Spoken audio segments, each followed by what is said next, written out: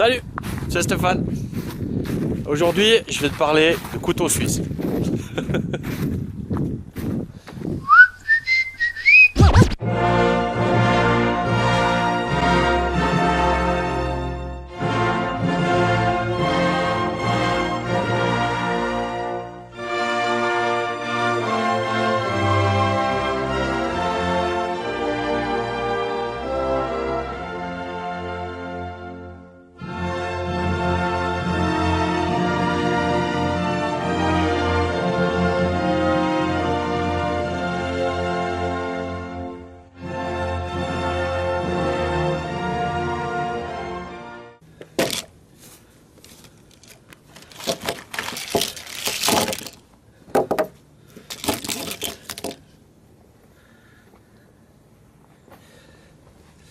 Alors n'ayez pas peur, je ne vais pas tous vous les repasser en revue aujourd'hui parce que j'ai pas le temps et puis ça serait pas vraiment utile. Aujourd'hui je vais principalement vous parler du dernier petit suisse, le couteau qui a été développé par Suiza. Il y a quelques années en arrière, Victorinox rachète Wenger. Wenger, le nom disparaît, l'entreprise disparaît avec, le couteau Wenger disparaît avec. Mais 2 ans plus tard, le dernier directeur de chez Wenger, ressort avec une autre marque qui existe elle depuis 1909, mais qui fabrique plutôt des montres à la base, entre autres. Nous ressort un nouveau petit couteau suisse. Donc pour savoir un petit peu effectivement ce que c'est qu'un couteau suisse, on va commencer par un tout petit peu d'histoire. En 1880, l'armée suisse demande un couteau. Que soit développé un couteau pour équiper ses soldats, un couteau qui permettra de pouvoir manger, donc avec une lame, de pouvoir réparer les godasses en cuir de l'époque ou autres sacs à pain, de pouvoir démonter son fusil, voire régler le système de visée, et surtout ouvrir les boîtes de conserve à midi, et tout ça sur un seul et même objet. C'était un défi, je pense, pour l'époque, et ce défi a été relevé par de nombreux prétendants. Et c'est ce monsieur Karl Elsner, qui sera plus tard fondateur de la maison Victorinox, qui a eu ce mandat, qui a eu le premier couteau suisse, le couteau de l'armée suisse, le couteau du soldat. Ce sera un couteau à peine plus gros, plus large que celui actuel. Malheureusement, j'en ai point, je suis désolé. Ils se montent d'une fortune à l'heure actuelle et qu'il y a un manche en chêne noirci. Les 15 000 premières unités de ce couteau seront fabriquées par l'Allemagne parce que M. Karl Elsner à l'époque n'avait qu'une petite manufacture qui faisait des couteaux de boucher entre autres, ou des couteaux de cuisine. Et ensuite jusqu'en 1960 je crois, avec un certain nombre de variantes entre deux. Ce couteau sera produit non seulement par M. Karl Elsner qui deviendra Victorinox donc par la suite, et puis par d'autres manufactures. Bien sûr, je pense que s'il y a beaucoup moins d'unités, il y a des unités qui se sont perdues. On n'a peut-être pas recensé toutes les marques. Je sais qu'il y a beaucoup de marques qui circulent avec des couteaux qui ressemblent et qui sont quasiment à 98% identiques au couteau suisse de M. Karl Elsner. Mais avec des marques qu'on ne connaît pas. Donc ils ont été fabriqués un peu en Allemagne, un peu en Suisse, un peu en Autriche je pense. Donc voilà, les débuts du couteau suisse et la base du couteau suisse, c'est ce qui fait un couteau suisse, c'est ça. Alors bien sûr, en Suisse, les couteaux suisses, il y en a comme partout, hein, de toutes les sortes et de toutes les formes.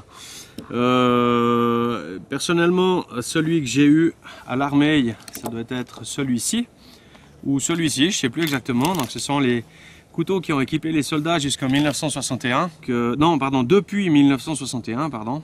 Un couteau assez simple avec une lame, un poinçon, un gros tournevis et décapsuleur, et une petite lame qui sert d'ouvre-boîte et de petit tournevis. Manquait toujours le tire-bouchon, ça on a toujours regretté qu'ils ne mettent pas un tire-bouchon là-dessus. Enfin voilà, c'est comme ça. Pour ces couteaux-là déclinés évidemment avec différentes versions, petits changements entre les différentes années, à savoir que typiquement ceux-ci de couteaux ont été fabriqués encore à l'époque par Victorinox et Wenger. Donc ces deux-là sont des Wenger et c'est celui-ci qui était un couteau qu'on peut retrouver je pense encore actuellement, qui est la version électricien avec la petite serpette, voilà, qui pourrait très bien aller pour les champignons, sont fabriqués par Victorinox, pardon. Voilà. Les modèles divers et variés de chez Victorinox ou Wenger, il y en a eu, ça c'est sûr. Vous avez les petits qui vont très bien pour les petites choses. Ma femme en a toujours un dans son sac à main. Ça c'est encore à Wenger, celui-ci est à Wenger, ça c'est quasiment tout du Victorinox. On trouve aussi les super multi-usages, celui-ci est neuf parce que je l'ai commandé, je ne l'ai jamais servi ou quasiment pas. Il traîne à l'atelier, voilà, c'est en gros... Mais je pense que la majorité d'entre vous connaît un petit peu tout ça. Pour aujourd'hui, je vais en retenir 3, 4, allez 4. On va faire ça comme ça. Ça c'est celui de tous les jours. Ça c'est celui que j'ai depuis 20 ans. Et puis ça c'est celui de mon fiston. Et puis bien sûr, on va garder celui-ci. Alors j'oubliais bien sûr que le couteau du soldat actuel ressemble fort à celui-ci. Je crois que je sais même pas s'il a le tire-bouchon ou pas. À savoir que ce gros couteau là équipe aussi l'armée allemande à l'heure actuelle. Hein. Donc depuis 1900, bon, j'ai fini l'armée bien tard. Je ne sais plus exactement quand est-ce qu'a été introduit le nouveau couteau suisse, donc en version verte hein, bien sûr, avec le grip, le Ranger grip si je ne me trompe pas. Je vais peut-être dire des bêtises, hein, c'est possible, vous me connaissez. L'actuel ressemble plutôt à ça au niveau forme et au niveau taille, donc ça fait quand même un sacré changement. Voilà.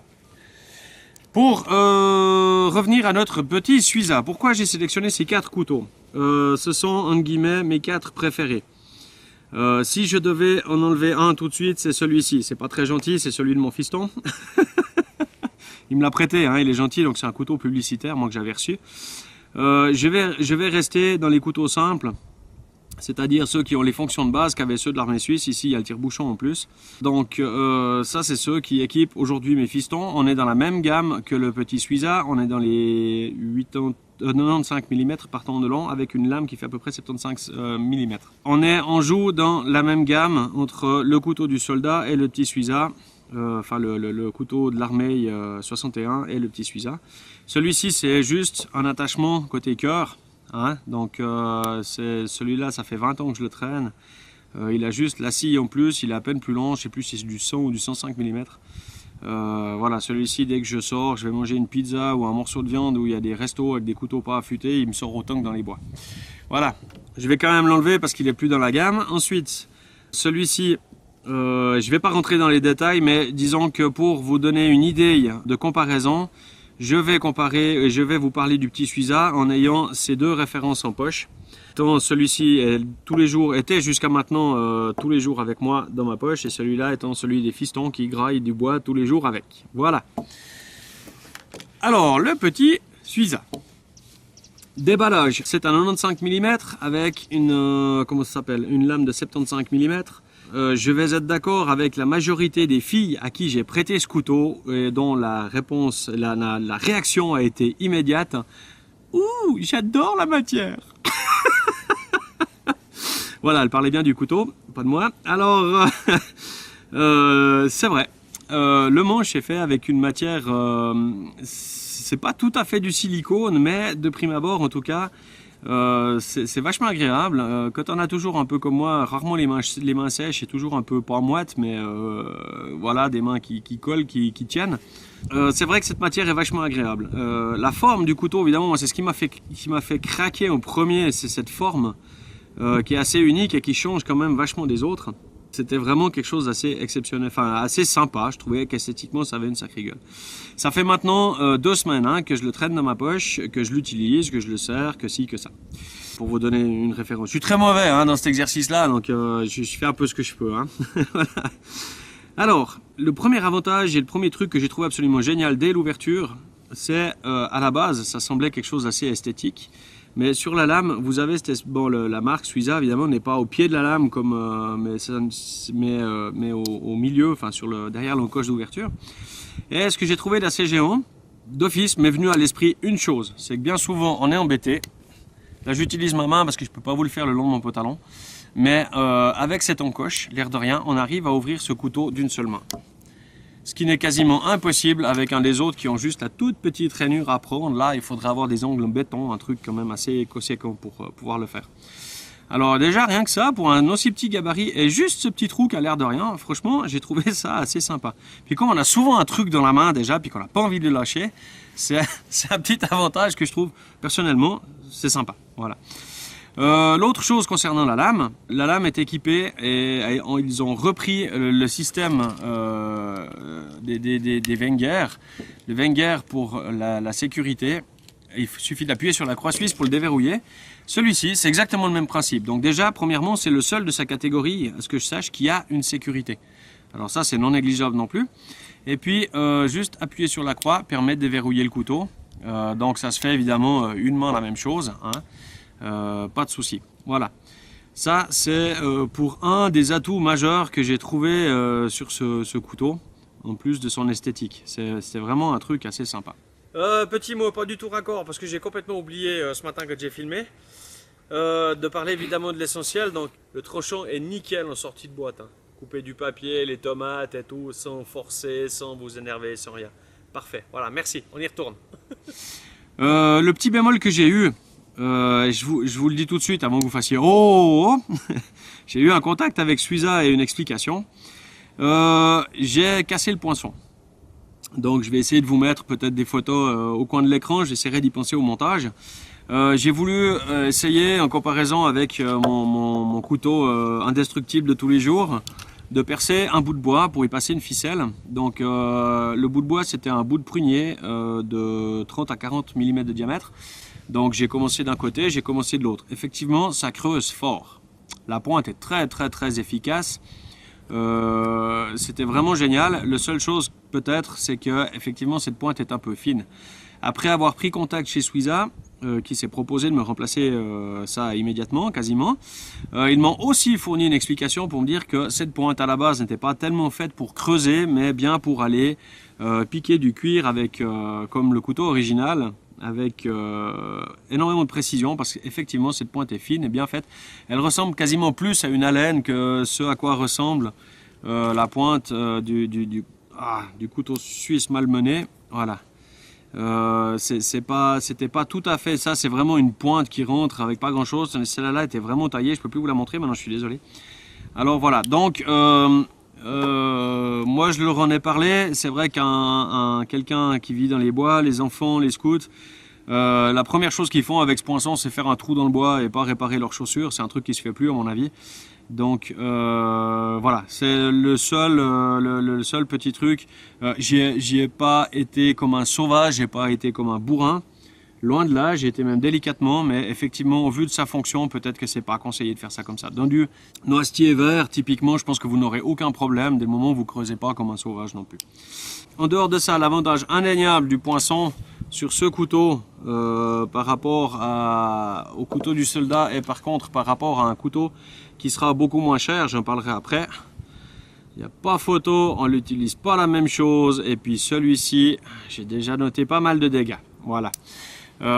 Cette version-là est quand même nettement supérieure en travail en bout, on a beaucoup moins de risque de se pincer les doigts. De plus, on est plus précis en bout et puis si le jour où vous aurez un fire steel à gratter, vous serez super bien avec ça plutôt qu'avec un truc à 90 degrés. Autre chose, le tire-bouchon fonctionne particulièrement bien. L'ouvre-boîte, j'ai pas eu le temps de l'essayer mais j'ai aucun souci avec ça. Je voulais prendre une boîte pour vous le faire aujourd'hui, mais parce qu'il y a deux méthodes pour ouvrir la boîte, il y a la méthode propre et la méthode rapide. J'ai pas testé ça plus que ça. J'ai eu des portes à dépanner, à réparer, des vis à enlever avec le tournevis. Il a pris, je l'ai servi peut-être plus que certains, parce que d'habitude je prends les outils adaptés. Donc là je l'ai vraiment servi, j'ai décapsulé 2-3 bières avec. Ça n'a pas pris de jeu. J'ai taillé du bois, ça bouge pas. C'est jusque là en 2 semaines. Hein, on est d'accord, on parle de 2 semaines. Et ce que j'ai oublié, voilà, la petite pincette qui est super bien cachée. On déplorera juste l'absence du cure-dent. Il n'y a que la pincette. Je pense que, chers amis de chez Suiza, vu que vous allez certainement l'avoir, s'il vous plaît, faites quelque chose dans le manche de l'autre côté pour mettre le cure-dent. Ça serait sympa.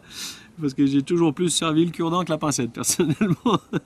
Le dernier bémol, le manche est certes d'une douceur inégalable et super agréable au toucher.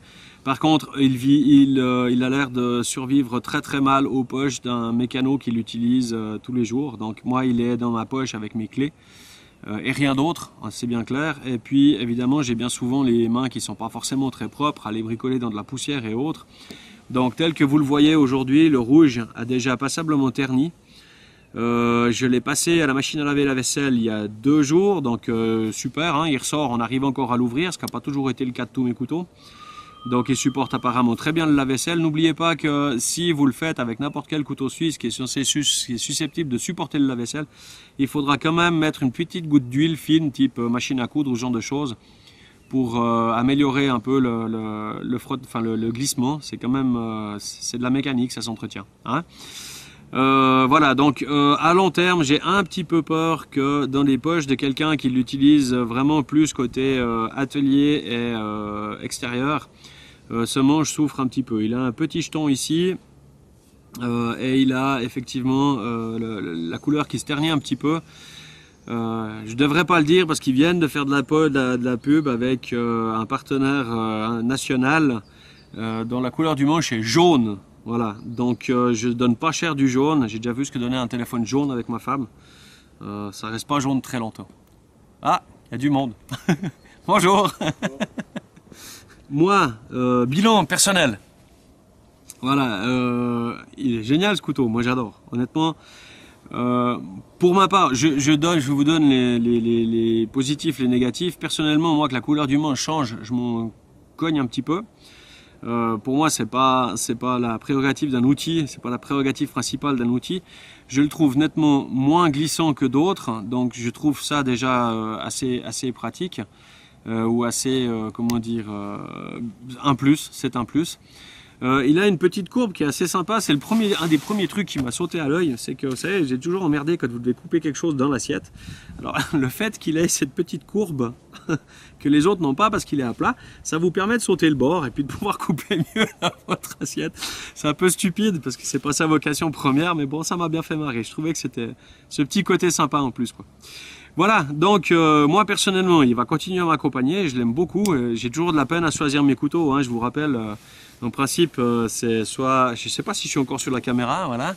En principe, c'est soit ça, soit celui-ci, n'est-ce pas? Donc, alors il fait allègrement partie du duo qui devient un tiercé gagnant. Les autres, je les utilise pas. Ils sont là, bon, certains sont du stock, hein, je les garde. Mais soit ils sont trop grands, soit ils sont trop lourds, soit c'est vrai que même déjà celui-là-ci, mais il reste quand même assez léger. Le Wenger avec la version en dessus ou le Victorinox avec la version en dessus sont des couteaux beaucoup trop lourds pour les garder dans la poche, quoi. Donc voilà, c'est un peu pour ça que j'en reste à ça personnellement, en dehors indépendamment des marques, des modèles et de ce que j'aime ou de ce que j'aime pas. Voilà, donc Suiza, Wenger, Victorinox, ces deux-là sont constamment quasiment avec moi. Celui-ci est avec moi depuis 15 jours, le week-end compris. Je dors pas avec quand même, faut pas exagérer, mais ma femme serait pas contente. Le prix, voilà, c'est là que ça commence à devenir plus difficile. Moi, je vous donne la philosophie de la chose et pourquoi je me suis intéressé fortement à ce couteau. C'est clair, c'est un tout petit peu politique, on va dire ça comme ça. En Suisse, on a toujours défendu, on a défendu pendant des années, et beaucoup de pays nous reconnaissent pour ce qu'on appelle le Swiss Made. C'est la possibilité de fabriquer des choses de qualité qui seront certes peut-être un petit peu plus chères que les autres, que ce soit les montres, c'est un petit peu, je suis gentil encore, ou le reste, mais surtout, pour moi qui viens de l'industrie, on a toujours eu chez nous on a toujours essayé de garder cette petite chose, ce petit plus qui fait que c'est fini correctement, que des gens qui ont commencé un petit peu plus bas puissent monter et apporter leur expérience un petit peu plus haut. Et puis ce genre de petites choses malheureusement se perd au profit de la délocalisation, au profit de plein de choses. Alors je sais que Victorinox normalement, enfin non, je ne sais pas, je pense que Victorinox est toujours fabriqué 100% en Suisse. Les Suisses allemands le défendent, je pense, suffisamment. Maintenant, moi je suis aussi assez fier de savoir qu'il y a une petite entreprise, une petite start-up en haut dans le Jura à Delémont qui a redéveloppé un nouveau couteau suisse qui est excellent. À mon avis, qui fonctionne très très bien, qui est à la hauteur de tous les autres et qui est développé localement par des gens d'ici. Donc voilà, ça me fait plaisir, donc je défends un petit peu ça. Bien sûr, c'est clair que si on doit comparer trois outils qui d'apparence sont à peu de choses près les mêmes ou remplissent les mêmes fonctions, nous avons là ici un couteau qui coûte la moitié du prix des deux autres. Alors c'est clair, je sais plus, pour les Français en euros, ça fera quelque chose, ceux-là tournent dans les 30-35 euros, alors que celui-là, on le trouve à quelque chose comme 15-16 euros, quoi. Donc c'est clair que au niveau qualité, ça va revenir à peu de choses près au même, hein. Je vais pas dénigrer Victorinox, loin de là, hein. Eux en produisent des millions par année, et celui-ci aussi, parce qu'ils en ont tellement fait pour l'armée. Seulement, effectivement, il a une coque en aluminium qui confère quand même une rigidité supplémentaire et une solidité qui est nettement supérieure. Tandis qu'eux commencent à peine. Donc c'est vrai que quand on a que quelques machines pour faire que, entre guillemets, quelques modèles, parce qu'ils sont quand même partis assez forts, et moi je continue, je vais continuer, même si j'ai aucun avantage, je n'ai pas de partenariat ni rien du tout, je vais continuer à prôner ou à faire passer ce couteau dans toutes les mains que je peux à chaque fois que je rencontre du monde, parce que je trouve que c'est un excellent produit qui est dans la ligne et puis qui fait bosser du monde ici, chez nous. Voilà, donc voilà un résumé de tout ce blabla. Le petit Suiza, moi je l'aime bien, il est adopté et je pense qu'on verra dans une année, mais il fera son office. Faut aussi pas oublier que chez nous c'est quasiment du consommable, hein, donc vous avez vu pas la moitié mais pas loin des couteaux que j'ai ici, ce sont des couteaux publicitaires qui ont été donnés par une ou l'autre entreprise, donc c'est des trucs qu'on nous offre à Noël bien souvent. Je pense qu'en France on vous offre des Opinel, j'en sais rien. Donc pour moi le petit Suiza, un résumé très bref. Un très très bon couteau avec indéniablement ce système d'ouverture, enfin la possibilité d'ouverture à une main pour moi qui est vraiment sympa. Des fonctions parfaitement remplies aussi bien que tous les autres, ce qui est déjà non négligeable, hein. Et une petite faiblesse dans le poinçon qui n'est peut-être pas forcément, qui sera peut-être corrigée ou qui n'est pas forcément... voilà, c'est peut-être une bulle de passage, moi je ne le retiens pas rigueur pour ça par rapport au reste en tout cas. Un très très bon revêtement mais qui à l'usage à mon avis, c'est à voir. On en recausera dans 6 mois, une année, voir un petit peu comment ça vieillit et j'ai juste des doutes à ce sujet-là. J'espère qu'ils en tiendront compte en cours de route. Voilà, exercice jamais trop évident pour moi parce que j'ai pas l'habitude. Puis vous savez que j'aime encore moins trop parler de matériel, donc, mais là j'y tenais, voilà, ça me tenait à cœur, je l'ai fait. J'espère que ça rendra service à du monde pour son, comment dire, pour choisir, voilà, pour avoir le choix de le prendre, de ne pas le prendre. C'est un bel objet, c'est sûr, en dehors du reste, c'est bientôt Noël, si des fois, voilà. Moi je trouve que c'est un très bel objet, je pense que je risque d'en racheter encore un ou deux ici à la fin de l'année pour offrir. Et puis, n'en mettez pas dans les commentaires à moi, ça sert à rien. Pour la suite, je vous tiendrai au courant. Donc celui-ci va repartir chez Suiza, parce qu'ils m'ont proposé gentiment de me le remplacer. Alors je vais le renvoyer. Donc ils sont garantis, vous irez lire, je vous mettrai le lien en dessous hein, concernant sur le site officiel. Et puis n'oubliez pas d'aller lire correctement tout ce qui est inclus, pas inclus dedans. Donc dans les limites évidemment du raisonnable, ce sont des couteaux qui sont comme les Victorinox et les autres garantis à vie, qui supportent le lave-vaisselle entre autres, et puis enfin une foultitude de trucs encore que vous irez lire vous-même parce que vous pouvez faire quelque chose quand même, hein. Bon, voilà. Ok, pour moi ben là je vais aller préparer les sacs à dos des Galupio. On va partir en forêt cet après-midi parce qu'on a encore droit à une magnifique journée je pense. On est juste bien sur mon balcon là, c'est extraordinaire, le soleil, le brouillard en bas, c'est fabuleux, j'aime ça moi. Voilà, hein? C'est tout pour aujourd'hui, j'ai assez de blablabla. À bientôt, ciao.